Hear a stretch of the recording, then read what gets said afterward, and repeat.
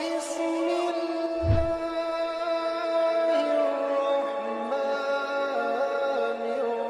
الرحيم رب اشرح لي صدري ويسر لي أمري واحلل عقدة من لساني يفقهوا قولي بسم الله والصلاة والسلام على رسول الله وعلى آله الطاهرين أما بعد. Donc je vous demande d'être bien concentré car c'est une magnifique histoire que Ali Tamimi va vous conter.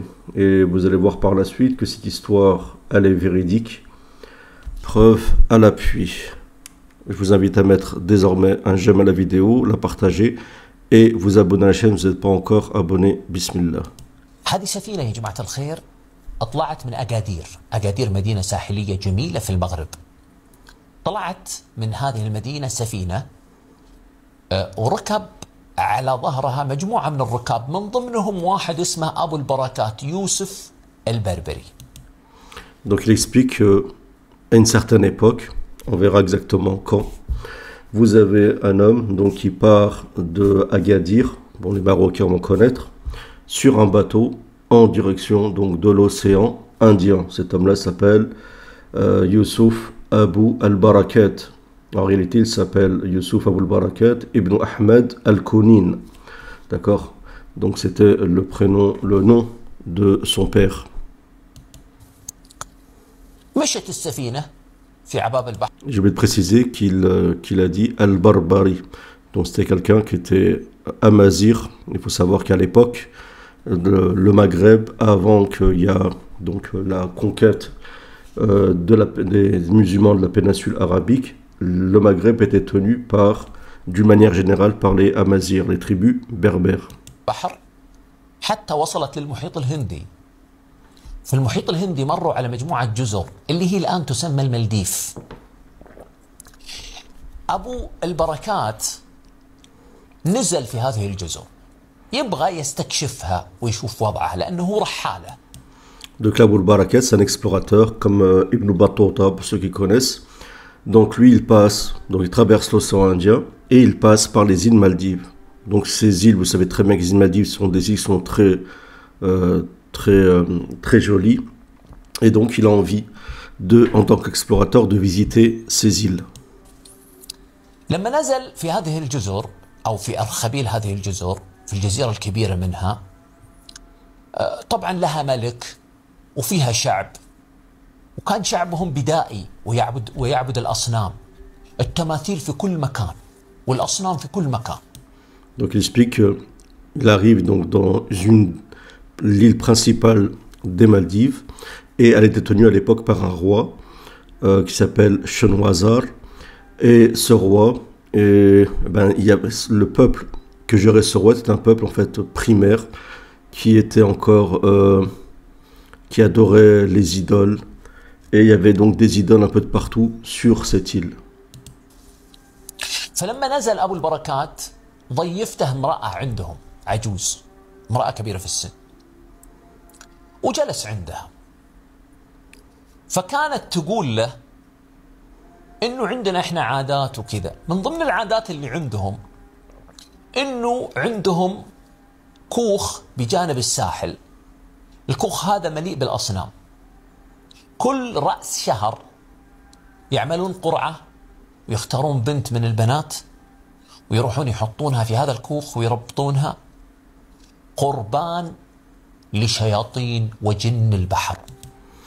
Donc Abou al-Barakat, il descend, donc il arrive, il est accueilli par une vieille dame, donc il vit chez elle, et donc il discute en tant qu'explorateur, la curiosité pour savoir quelles sont les traditions, c'est comme ça que ça fonctionnait, puis ils écrivent, ça fonctionnait comme ça à l'époque, et donc cette dame lui explique les traditions qu'il y a dans les îles Maldives. Parmi ces traditions-là, il y avait une ancienne tradition qui consiste à dire que chaque début de mois, ils prennent l'une des plus belles filles de l'île et ils l'emmènent dans une cabane. Cette cabane est une cabane qui est sur la côte et elle est remplie d'idoles.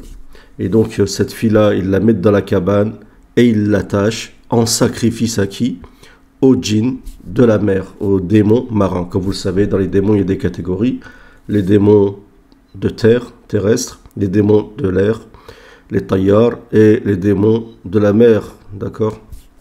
Le djinn al-bahr, et ceci, pouvez le voir dans le verset du Coran où Allah Azza wa Jal dit وَمِنَ الشَّيَاطِينَ مَنْ يَغُوصُونَ لَهُ, en parlant de Salomon, et parmi les démons, des démons qui plongent dans la mer, des démons plongeurs qui plongent dans la mer pour Salomon, pour récupérer les perles, ainsi de suite. Et d'autres démons, des djinns, il avait aussi des djinns constructeurs qui étaient au service du prophète Sulayman alayhi salam.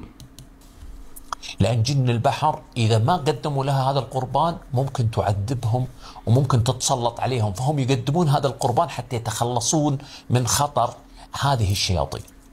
Donc ils font ça, pourquoi? Parce que s'ils font pas ça, le démon il fait quoi? Le démon de la mer, il se venge, donc lui il réclame un sacrifice. D'accord, et en échange, il ne les embête pas, il ne détruit pas leur île, il ne détruit pas les maisons qui sont sur l'eau, ainsi de suite. D'accord, et ça nous fait penser à l'époque du prophète alayhi salam, ou un peu avant, les personnes qui intercédaient auprès des djinns de l'Oued, un Oued. Donc il disait qu'il y avait un djinn protecteur et que si il ne faisait pas une offrande, ce djinn du Oued pouvait s'attaquer donc à ces personnes qui traversaient ce Oued. C'est un peu comme certains considèrent qu'il y a tel rond-point. Et oui, ça existe. Il y a un tel djinn, donc il faut faire je sais pas combien de tours. Nasallallahu al-afu wal-afiyah. فقال أبو البركات متى بتعملون القرعة؟ قالت العجوز قالت له قريبا بيعملون القرعة على رأس الشهر. فعلا عملت القرعة، وبالمصادفة وقعت القرعة على بنت هذه المرأة. Donc j'ai oublié de dire que pour choisir cette belle fille qui va être considérée comme un sacrifice à ce djinn de la mer, il faut un tirage au sort. Et donc Abu al-Barakat a demandé quand sera ce tirage au sort. Elle a dit ça va être bientôt. Donc il y a eu le tirage au sort et subhanallah c'est tombé sur qui? Sur la fille de cette vieille dame. حزنت بكت ولولت. قال لها أبو البركات أنا بروح مكان بنتك. كيف؟ قال أنا بروح مكان بنتك. ثم أخبروا ملكهم وأخبروا الحاشية إنه في شخص رحالة غريب عن الجزيرة ناوي يروح مكان الجارية أو البنت هذه للكوخ هذا كوخ قربان الشياطين. Donc à ce moment-là, elle est attristée, elle pleure, elle crie. C'est normal, c'est sa fille. Et à ce moment-là, Abu Barakat lui dit écoute, ne t'inquiète pas, moi je vais aller dans cette cabane. Donc c'était dans une cabane. Et je vais dans cette cabane à la place de ta fille. Elle était étonnée. Et donc ils ont averti le roi, averti l'entourage du roi qu'il y avait un homme explorateur étranger, un peu peut-être sûrement bizarre, qui veut bien se sacrifier à la place de la fille de cette vieille dame qui s'occupait, elle, du tirage au sort. متأكد؟ قال متأكد. مرة ما عندك مشكلة؟ قال ما عندي مشكلة. Tu es sûr? Pas de problème? Oui, je suis sûr, pas de problème, on y va. وفعلا تجهز الرجل، توضأ أبو البركات وقال أذكاره وأوراده ثم اتجه لهذا الكوخ. Donc Abu Barakat, il a fait le wudu, il a lu le Coran, il a fait son dhikr, ses invocations matin, soir, et il s'est dirigé vers cette cabane. حطوه في هذا الكوخ المليء بالأصنام في ذيك الليلة في آخر الشهر أو بداية الشهر الجديد وجلس فيه. Donc l'homme est dans une cabane au début du mois, dans une cabane remplie, imaginez-vous une cabane remplie d'idoles. لما أصبحوا جو مسرعين. ليش؟ لأنهم بيلقونه مقطع مهشم حتى يأخذونه ويدفنونه. لما جو ودخلوا الكوخ لقوا بالبركات قاعد. قالوا له ايش اللي حصل؟ قال ما حصل شيء. Donc ils se sont réveillés et donc ils se sont dirigés vers la cabane. Ils s'attendaient parce que d'habitude donc le djinn accepte cette offrande. C'est vraiment réel. Hein, vous allez dire c'est un truc de fou, mais oui, ça se passait comme ça souvent à l'époque. Et aujourd'hui, ça se passe comme ça, mais c'est déguisé. On ne va pas rentrer dans les détails. Et donc, il le retrouvait le matin, le corps déchiqueté en lambeaux, d'accord, d'habitude. Mais cette fois-là, il rentre dans la cabane, il se dirige, il voit Abul Barakat assis, à l'aise, tranquille. إلهي حفظني إلهي ساعدني عليهم أخذوه ودوه للملك. Donc à ce moment-là, il regardait étonné, demande des explications, et Abul Barakat leur dit « Mon Seigneur m'a protégé et mon Seigneur m'a donné la victoire sur votre idole. » قال له ايش قصتك انت؟ قال له انا تحت حمايه ربي والهي. كنت اقرا كتابه في هذا الكوخ، كنت اقرا كلامه في هذا الكوخ. Donc à ce moment-là, il le ramène vers le roi étonné. Qu'est-ce qui se passe? Et le roi dit, donc il demande des explications. Et Abul Barakat lui dit, c'est mon Seigneur, mon Dieu qui m'a protégé. J'ai lu sa parole et j'ai lu son livre. وانا ما اخاف منهم. Et moi, j'ai pas peur d'eux. فقال له الملك اسمع يا ابو البركات، اجلس معنا وبنجربك الشهر الجاي، فاذا حصل مثل ما حصل هذه المره فكلنا على دينك. Donc le roi lui dit, écoute Abul Barakat, tu vas rester avec nous encore un mois et on va réitérer l'expérience pour le mois prochain. Si encore une fois il se passe rien, nous on va se convertir à ta religion. Franchement, ça avec la perceuse, merci. فقال ابو البركات تم، وفعلا جاء الشهر الذي بعده واخذوا ابو البركات وودوه لك هذا الكوخ المشؤوم مع الشياطين ومع الاصنام، وبدا ابو البركات يتلو كتاب الله سبحانه وتعالى وهو في هذا الكوخ. اصبحوا الجماعه واذا ابو البركات على حاله واموره طيبه. رجعوا. Donc pareil, donc il accepte, donc le nouveau mois arrive, début du nouveau mois, il le met dans la cabane, les shéatines, les idoles, ainsi de suite. Vous savez très bien que les idoles sont accompagnées de démons aussi, ça, on le sait, grâce aux expéditions de Khalid ibn Walid à l'époque du prophète, on voyait des djinns sous forme humaine se sauver des idoles à l'époque de Khalid ibn Walid. Et donc, Abul Barakat récite le Coran, et donc ils arrivent le matin, et ben, alhamdoulilah, rien ne lui est arrivé. وقال له الملك علمني دينك. علمه ابو البركات شهاده التوحيد وشرح له معنى شهاده التوحيد، لا معبود بحق في الوجود الا الله، لا اله الا الله، لا معبود بحق في الوجود الا الله. نفي كل الالهه على سطح الارض واثبات الالوهيه لله الواحد الفرد الصمد. محمد رسول الله، لا متبوع بحق في الوجود الا محمد صلى الله عليه وسلم، ولا يتوصل لطاعه الله الا عن طريقه. Donc là, à ce moment-là, le roi lui dit « Explique-moi ta religion ». Et là, Abul Barakat lui explique le pur tawhid. Le tawhid réside dans le fait de mécroire, de rejeter, d'être dans la négation de tout ce qui est adoré en dehors d'Allah Azza wa Jal. Et aussi d'affirmer, d'être de l'affirmation, al-ithbat, de l'existence, et que nul n'a le droit d'être adoré si ce n'est Allah Azza wa Jal. Donc je suis désolé, il y a un bruit de perceuse puissant. Je vais essayer de m'arranger pour que vous ne puissiez pas l'entendre. ثم شرح لهم الصلاة وعلمهم الوضوء وعلمهم أحكام الدين. أسلموا كل أهل المالديف يا جماعة. جميع الجزر اللي حولهم المالديف كلهم أسلموا. Donc grâce, alhamdoulilah, au sabab, la cause d'Abul Barakat et de son courage, les îles Maldives sont converties à l'islam et aussi toutes les îles environnantes. تخيلوا يا جماعة دولة كاملة تسلم بسبب رجل. Il imaginez tout un État, un pays qui se convertit à cause d'un seul homme.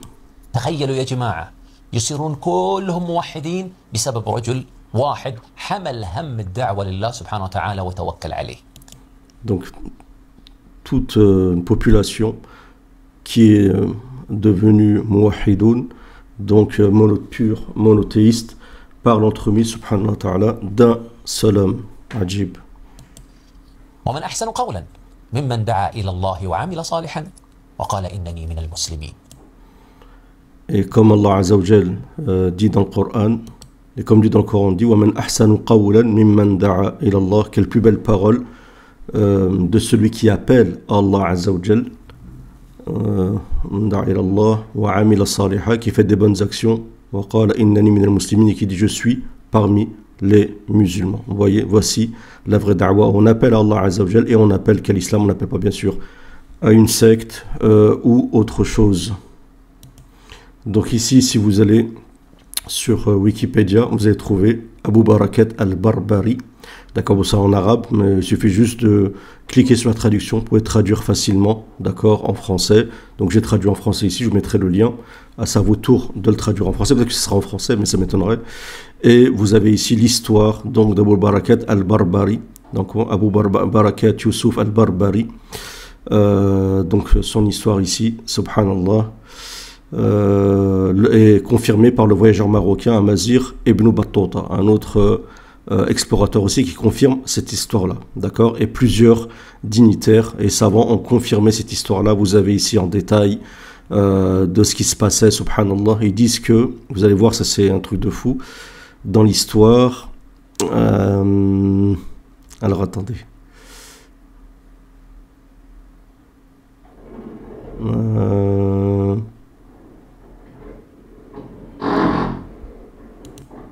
Bon, espérons que le bruit s'arrête. Donc je crois qu'on va finir même s'il y a le bruit, je suis désolé. Donc lors de son séjour en Maldives, Ibn Battuta était témoin d'un incident dont il a parlé dans son livre. Il dit, à cause de ce démon, donc de ce djinn de la mer, une grande partie de cette Algérie, c'est pas Algérie, ils ont fait un mix entre Algérie et Maroc. L'Algérie c'est une île, c'est tout. En fait, en arabe c'était une île, a été ruinée avant l'islam. Et nous y sommes entrés. J'en avais aucune connaissance. Alors pendant que j'étais une nuit dans certaines de mes affaires, quand j'ai entendu des gens crier fort, et j'ai vu des enfants avec des corps sur la tête et des femmes dans des bassins et des ustensiles de cuivre, alors j'étais étonné de ce qu'ils ont fait. Et j'ai dit, qu'est-ce que tu fais? Ils ont dit, ne regardes-tu pas la mer? Alors j'ai regardé, et voici, c'était comme un grand bateau, comme s'il était rempli de sel et de torches. Ils ont dit, c'est le démon, et il apparaît généralement une fois par mois, et si nous faisons ce que vous voyez, il s'en va de nous, et il ne fait pas de mal. Voilà. Bon, ça c'est la version... Ça, c'est la version d'Ibn Battuta, bon, à mettre entre parenthèses. Mais voilà, c'est confirmé cette histoire en tout cas. Donc, il y a carrément une sépulture ou quelque chose qui prouve que donc Abu al-Barakat Yusuf al-Barbari est bien passé dans cette île-là, qui était la cause donc de la conversion des habitants des îles Maldives. D'accord, donc on peut être fier de ses prédécesseurs, et les Amazirs peuvent être fiers, les Berbères, d'Abu al-Barakat, de cet homme qui a converti, subhanallah, tout un peuple par son courage et sa connaissance aussi du din. Et ça, c'est les conséquences aussi, alhamdoulilah, du fait que l'islam aussi est rentré avant dans le grand Maghreb. En espérant que cette vidéo vous aura plu, je vous mettrai, Inch'Allah Ta'ala, donc le lien sous la vidéo. Si ça vous a plu, n'hésitez pas à mettre un j'aime, un partage, et à réagir dans les commentaires, avec respect bien sûr, et vous abonner à la chaîne, vous n'êtes pas encore abonné. Salam à tous.